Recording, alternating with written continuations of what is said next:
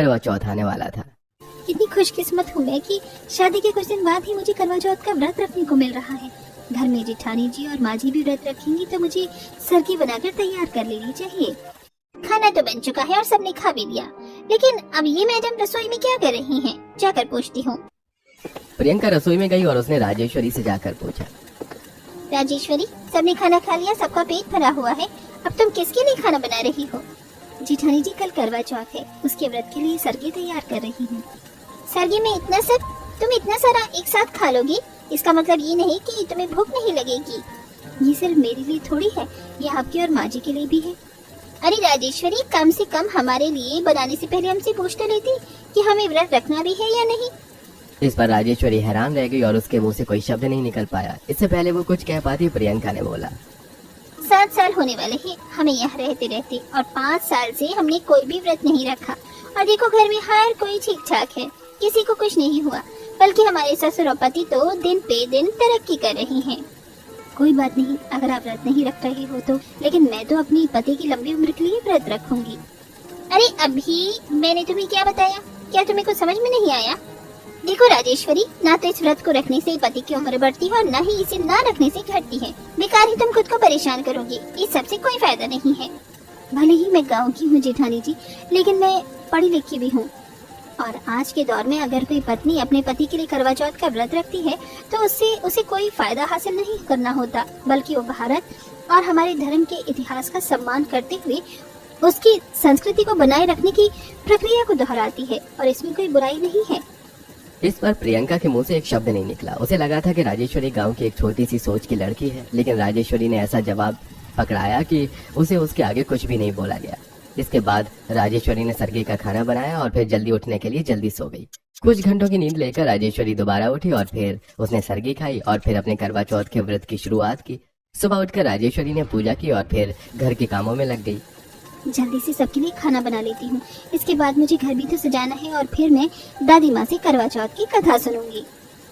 सबके लिए खाना बनाकर राजेश्वरी ने थोड़ा बहुत घर को सजाया और घर के बाहर के टेरेस पर बालकनी में दिए लगाए, जिन्हें वो रात में जलाने वाली थी। अरे ये क्या, ये कौन घर को दुल्हन बना रहा है? भाई आज है क्या? आज करवा चौथ है और आपकी नई बहू ने घर का ये हाल बना दिया है। लेकिन उसके पास ये सब सामान कहाँ से आया? जब कौशल्या ने राजेश्वरी को घर सजाते देखा तो उसे बड़ी खुशी हुई। बहू तूने तो घर को एक अलग ही रौनक दे दी है। 7 सालों से इस घर में घर जैसा कुछ था ही नहीं, लेकिन आज इसे देखकर तो अपने पुराने दिनों का एहसास हो रहा है। वो सब तो ठीक है, लेकिन इसके पास ऐसा सामान आया कहाँ से? ये दिए, ये फूलों की मालाएं, लटकने, ये सब कहाँ से लेकर आई है तू? माँ जी, ये मैं। बेटा, तुझे पता है कि तेरी शादी के कुछ दिन बाद ही करवा चौथ पड़ेगा, ऐसे में तुझे वहाँ कुछ भी सामान नहीं मिलेगा। इसका मतलब मुझे यहाँ से ही सारा सामान लेकर जाना पड़ेगा। लंदन में तो मुझे सच में कुछ नहीं मिलने वाला। मैं तेरे दहेज में करवा माता की तस्वीर, छन्नी, दिए, तेरे लिए लाल साड़ी और सजावट के लिए कुछ फूल चाहिए होंगे, लेकिन फूल तो मुरझा जाएंगे और नकली फूलों में वो खुशबू और बात कहाँ जो असली फूलों में होती है। माँ, बाकी सामान का इंतजाम कीजिए, फूलों का इंतजाम मैं कर लूंगी। फूल तो फूल होते हैं, फिर चाहे कोई से भी फूल हो। अगर वहाँ गेंदे का फूल नहीं मिला तो मैं किसी और फूल से काम चला लूंगी। ठीक है बेटा, तो मैं तेरे लिए बाकी सभी सामान का इंतजाम कर दूंगी। तो इस तरह मैं सारा सामान अपने घर से ही लेकर आई। वाह बहू, तू तो सच में बिल्कुल वैसी ही है जैसा मैंने सोचा था। तेरे हर एक काम में मुझे अपनी छवि दिखाई देती है। दहेज में ढंग की चीज नहीं लाई क्योंकि इसे ये सब लाने की जो पड़ी थी। अब आसपास के लोग जब हमारे घर में ये सब देखेंगे तो हमारी इमेज पर बात बनेगी। राजेश्वरी, तुमने वो कहावत सुनी है, जैसा देश वैसा भेष। अब तुम दूसरे देश में आ चुकी हो और ऐसे में तुम यहाँ ये सब करोगी। यहाँ लोग देखेंगे तो हमारा मजाक बनकर रह जाएगा। और यहाँ हमारे एक नेबर्स हैं जो हमारे काफी अच्छी दोस्त हैं। अगर उन्होंने ये सब देख लिया तो हमारी इमेज पर बात बनेगी। अरे लेकिन मैं इस देश में पैदा थोड़ी ना हुई हूँ, इस कहावत का यहाँ कोई मतलब नहीं बनता। और वैसे भी सबसे पहले मैं ये दादी माँ की खुशी के लिए कर रही हूँ। प्रियंका बहू, तू घर की बड़ी है क्या जो तू ये सब बताएगी कि क्या करना है और क्या नहीं? कान खोल कर सुन ले बहू, जो कर रही है उसे करने दो। और अगर किसी ने भी इसके करवा चौथ के व्रत में कोई बाधा डाली तो मुझसे बुरा कोई नहीं होगा। इतना कहकर कौशल्या वहां से चली गई और अब किसी की मजाल नहीं रही कि कोई राजेश्वरी के काम में अटकन बने। लगभग 1-2 घंटे में राजेश्वरी ने पूरे घर को अच्छे से सजा लिया। वहीं उसने व्रत भी रखा हुआ था, जिसकी वजह से उसे हल्के हल्के चक्कर आने लगे। अरे नहीं, लगता है मैंने कुछ ज्यादा ही काम कर लिया, लेकिन कोई बात नहीं, इस बार घर में हर एक त्योहार ऐसे मना। घर सजा चुकी थी और खुद भी अच्छे से तैयार हो चुकी थी। दादी माँ, क्या आप मुझे करवा चौथ की कथा सुना सकती हो? बिना कथा सुने तो मेरा व्रत ही अधूरा रह जाएगा। हाँ बहू, मैं तुझे जरूर सुनाऊंगी।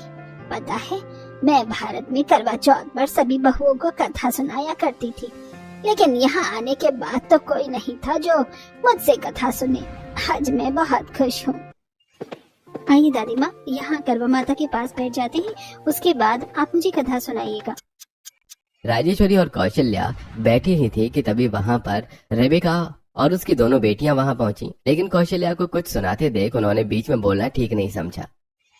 तो बहू, जैसे कि तू जानती ही है कि करवा चौथ का व्रत हर एक सुहागन अपने पति की लंबी उम्र के लिए रखती है।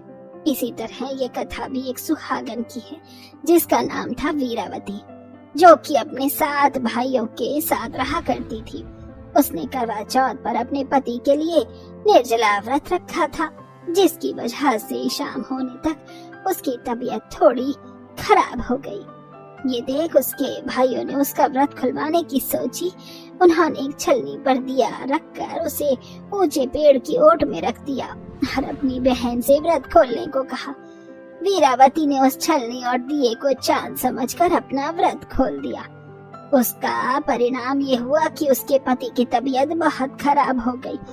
ये देख वीरावती ने करवा माता से पूजा की तो करवा माता ने उसे बताया कि उसने बहकाए में आकर व्रत तोड़ दिया था। इसके बाद वीरावती को पता चल गया कि उसके भाइयों ने उसके साथ क्या किया। इसके बाद वीरावती ने दोबारा पूरे तन मन से पूरी श्रद्धा के साथ करवा चौथ का व्रत रखा और बदले में करवा माता ने उससे प्रसन्न होकर उसके पति को एक नया जीवन दान दिया। लगता है आप मुझे बहुत जरूरी बात कर रहा था, इसे हम छुप रहा। वैसे आपका घर तो आज बड़ा ही ब्यूटीफुल लग रहा है। क्या आज कोई फेस्टिवल मना रही हो आप? कुछ देर बाद जया, प्रियंका और सोनम भी वहां पहुंच गईं। अरे रेबेका जी, आप असल में अभी हमारे घर की सफाई नहीं हुई है, घर थोड़ा गंदा लग रहा है ना, मैं अभी घर साफ कर देती हूँ। अरे नो नो मिसेस जया, आपका हाउस बहुत ब्यूटीफुल लग रहा है। और ये कौन है? हेलो, मैं हूँ राजेश्वरी, मैं मिसेस जया की यंग डॉटर इन लॉ हूँ। ओह मिसेस जया, आपने तो हमें नहीं बताया अपनी नई डॉटर इन लॉ के बारे में। वो एक्चुअली मैं आपको बताने ही वाली थी। आप कौन सा फेस्टिवल सेलिब्रेट कर रहा है? आपका ड्रेस बहुत ही ब्यूटीफुल है। मैंने ऐसा ड्रेस पहली बार देखा है। ये साड़ी है, ये हमारे देश की खास पहनावा है और पहचान भी है। इसके बाद राजेश्वरी ने तीनों विदेशी औरतों को करवा चौथ के बारे में बताया, जिससे वो तीनों काफी इंस्पायर्ड हुई। मिसेस जया, आपने तो हमें ऐसा कुछ भी नहीं बताया। लगता है आपकी डॉटर इन लॉ को आपके कल्चर की काफी नॉलेज है। मैं भी अपने हस्बैंड के लिए ये करना चाहता है। ये कितना मुश्किल है। आप इंडियन वुमेन बहुत स्ट्रॉन्ग हो, ये सच में बहुत अच्छा फास्ट है। अगर मैं भी मैरिज होता तो मैं भी ये जरूर करता और मून को देखकर अपना फास्ट खोलता। ये प्रोसेस बहुत वंडरफुल है। अगर आपको ऐसा लगता है तो आप प्रोसेस कर सकते हैं, कोई बात नहीं। अगर आपने व्रत नहीं रखा, लेकिन आप मुझे फॉलो करिए, इससे आपकी विश भी पूरी हो जाएगी। लूसी जी, आप अपने हस्बैंड के लिए ऐसा कर सकती हो। ये सुनकर लूसी काफी खुश हुई। उसके बाद राजेश्वरी ने अपनी एक और लाल साड़ी निकाली और लूसी को पहनाई, जिसे पहनकर लूसी खुशी से झूम रही थी। मिसेस रेबेका, अगर आप चाहो तो मैं आपको भी रेड साड़ी पहना सकती हूँ। मेरे पास एक और रेड साड़ी है। ऑफ कोर्स, मुझे बहुत हैप्पी फील होगा अगर मैं अपने हस्बैंड के लिए ऐसा कुछ करेगा तो। ये सब कितने अच्छे हैं, इनके मन में जरा भी भेदभाव नहीं और अपने पतियों को लेकर इनके मन में कितना प्यार है।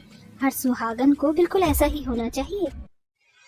इसके बाद राजेश्वरी ने रेबिका को भी लाल साड़ी पहनाई और दोनों अंग्रेजनों की साड़ी पहनने की बात उनकी खुशी का ठिकाना नहीं था। वहीं ये सब देखकर जया, प्रियंका और सोनम के चेहरे के रंग उड़े हुए थे, क्योंकि उन्हें अभी तक जो लगता था उसका बिल्कुल उल्टा ही हो रहा था। राजेश्वरी ने तीनों अंग्रेजनों को तैयार करने के बाद उन्हें करवा चौथ की कथा भी सुनाई, जिससे तीनों अंग्रेजन काफी प्रभावित हुई। Wow wow wow wow, wonderful story. Mrs Jaya, आपने तो हमें कभी अपनी कंट्री के बारे में नहीं बताया, बट हमने सुना है कि इंडिया काफी हिस्टोरिकल है और हम आपसे बहुत कुछ जानना भी चाहते हैं, लेकिन आपने कभी नहीं बताया। इंडिया सच में एक वंडरफुल कंट्री है। आज विदेशियों के मुंह से अपने भारत की तारीफ सुनकर कौशल्या और राजेश्वरी को एक अलग ही गर्व महसूस हो रहा था। वहीं जया, प्रियंका और सोनम मुंह लटकाई खड़ी हुई थी। उन्हें इस बात पर काफी पछतावा महसूस हो रहा था कि उन्होंने लंदन आकर भारत का जिक्र करना भी जरूरी नहीं समझा। लूसी और रेबिका जी, जब मून दिखाई देगा तब हम अपना फास्ट खोलेंगे, ओके? लूसी और आना, आप मेरे साथ दिए जलाएंगी। लूसी और आना ने बड़ी खुशी से राजेश्वरी के साथ दिए जलाए और फिर अपने पतियों को वहां फोन करके बुलाया। राजेश्वरी ने रेबिका और लूसी के हाथों में एक एक छन्नी देकर उन पर दिया जलाते हुए उन्हें सारा तरीका बताया। वहीं राजेश्वरी को अब थोड़ी कमजोरी महसूस हो रही थी। जब राजेश्वरी लूसी और रेबिका को अपने साथ बालकनी में लेकर आई तो उसने देखा कि आसमान में घने बादल छाए हुए थे। ओह नो, स्काई में तो बहुत सारा क्लाउड है, अब मून कैसे दिखाई देगा? मून जरूर दिखाई देगा। अरे नहीं राजेश्वरी, तुम तो बहुत वीक लग रहा है, मुझे लगता है मून नहीं आएगा। तुम्हें वाटर ड्रिंक करना चाहिए, नहीं तो तुम्हारी हेल्थ पर इफेक्ट होगा। लेकिन राजेश्वरी को पूरी उम्मीद थी कि चांद जरूर दिखाई देगा। वहीं जया, प्रियंका उन्हें देखकर पानी पानी हो रही थी। आपने सही कहा था माँ जी, हम यहाँ कर अपने भारत, अपना धर्म सब कुछ भूल गए और आज हमें इस बात का एहसास हो रहा है कि आज करवा चौथ का व्रत न रखकर हमने बहुत पछतावा और शर्मिंदगी महसूस हो रही है। हमें ये भी समझ नहीं आ रहा कि हम किस मुंह से माफी मांगे। हमने बहुत गलत किया। पहले तो हमने भी अपने पतियों की लंबी उम्र के लिए करवा चौथ की व्रत रखे, लेकिन समय के साथ हम सब कुछ भूल गए। तुम्हारी आंखें खुल गई, यही बहुत बड़ी बात है। तुम्हें किसी से माफी मांगने की जरूरत नहीं है। अब से हम हर त्योहार एक साथ मिलकर बनाएंगे। जया और प्रियंका ने इस बात पर हामी भरी और फिर वो भी राजेश्वरी के साथ बालकनी में आई। कुछ देर बाद तीनों के पति भी वहां पहुंच गए और अब सभी बस चांद के निकलने का इंतजार कर रहे थे। राजेश्वरी, मुझे लगता है कि आपको फास्ट खोल देना चाहिए, आज शायद मून नहीं दिखाई देगा। लेकिन राजेश्वरी अभी भी उम्मीद लगाए हुए लगातार आसमान को देख रही थी कि तभी कुछ बादल छटे और उनके पीछे से चमकता हुआ चांद निकल कर आया, जिसे देखते ही राजेश्वरी ने तुरंत अपनी छन्नी उठाई और उसमें अभय का चेहरा देखा। इसी तरह दोनों अंग्रेजनों ने भी किया। उसके बाद अभय ने राजेश्वरी को पानी पिलाया, उसका व्रत खोला और इस नजारे से किसी की आंखें नहीं हट रही थी। बहू, हमने तुझे समझने में गलती कर दी।